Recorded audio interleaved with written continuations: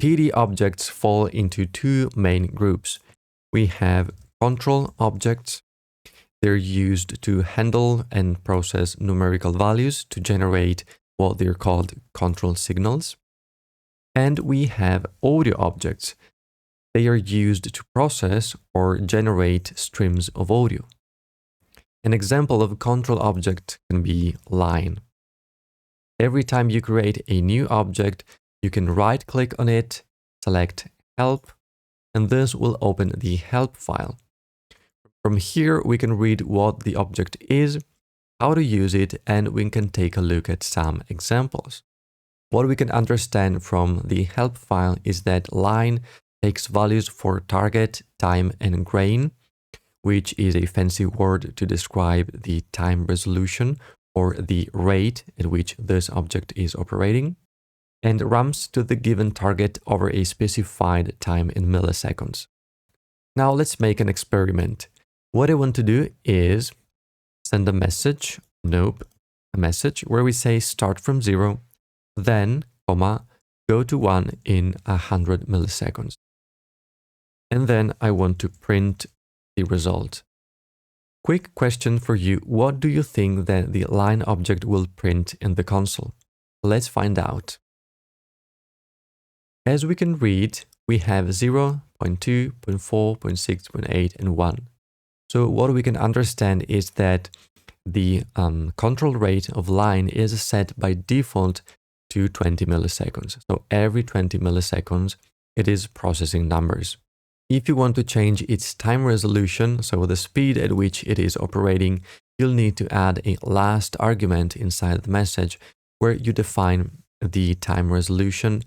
The minimum value accepted is 1, meaning 1 millisecond. Now we can clear the console and hit the message once again. As we can see in the console, we now have 100 values, starting from 0 up to 1. Now let's talk about audio objects. An example can be OSC tilde, which is a simple sine wave generator. What we can notice by looking at this object are two things. The first one, all audio objects end with a tilde sign, which simply reminds of a sine wave.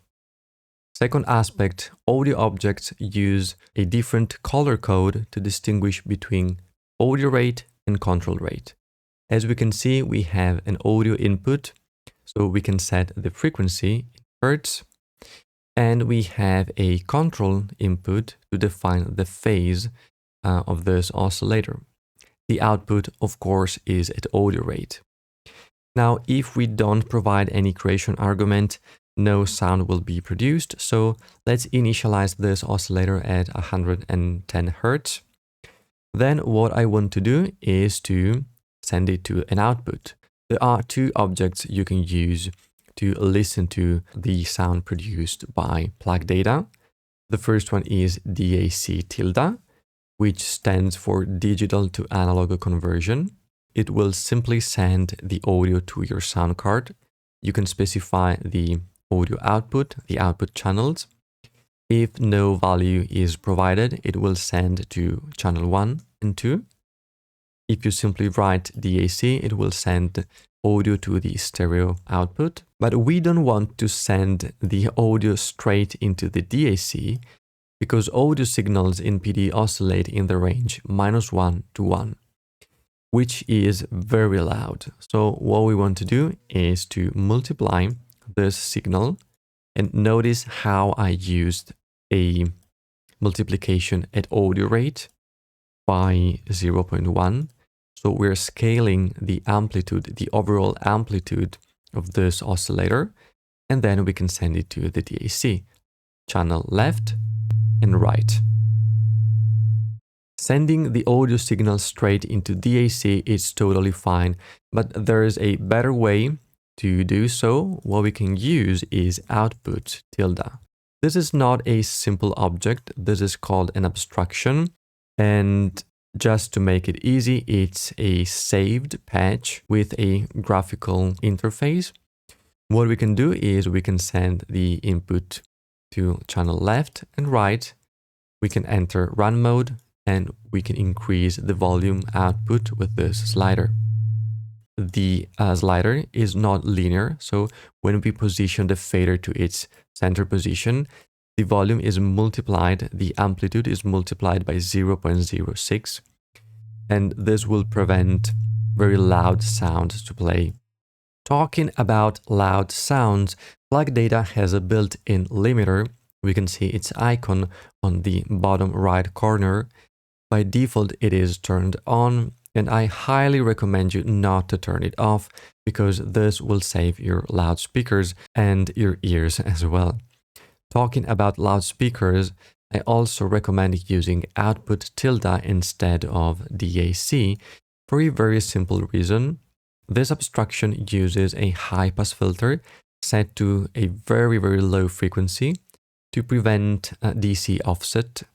DC offset is an offset of the waveform in the y-axis, the axis of amplitude. And it is caused by heavy processing or modulations that might change the position, the center position of your waveform. Even if you're working with a very simple patch, I also recommend using output because it's very safe and it's very handy. You have this super useful slider and the mute toggle. Audio objects are operating at a much quicker rate compared to control objects. That's because they're linked to the sample rate and block size of your computer and program. If we enter main menu, settings, we can change sample rate and buffer size. I'm recording this video on a Windows machine, so I can select the drivers also. If you're on Mac, you won't see this voice. Talking about buffer size, your computer won't process one sample at a time, but it will pack samples in blocks, the size of which is determined by this value. If we decrease the buffer size, it will decrease the latency, which is a good thing, but it will also increase the CPU load because your computer will process more blocks of samples in the same period of time. On the other hand, if we increase buffer size, it will increase the latency, which is not a good thing, but it will decrease the CPU load. So the right balance between latency and CPU load really depends on your computer configuration. Standard values are 256 or 512 if your computer is not that powerful. We can end this video creating a simple yet super efficient amplification stage. So far, we've entered this numerical value inside the audio multiplication. This will create the second input, control input, to change the value inside this object box. So let's get rid of this because we don't want to amplify the oscillator at control rate. What I want to do is create a float box. Then I want to convert its output to a signal. So I can use the object float to signal tilde. And if we take a read at its help file, we can see how we can create an interpolation time with an argument in milliseconds. So I want to reach the target value in 20 milliseconds. We can now take the output pin and send it to the rightmost input of this multiplication box. And since I don't want the float box to exceed 1, I can limit its maximum value to 1. Let's have a listen.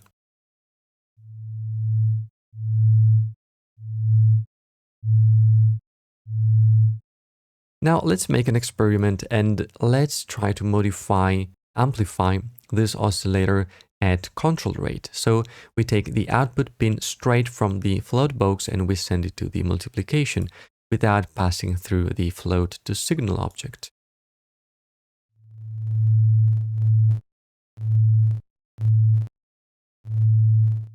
As you can hear, the sine wave is disturbed by these clicks.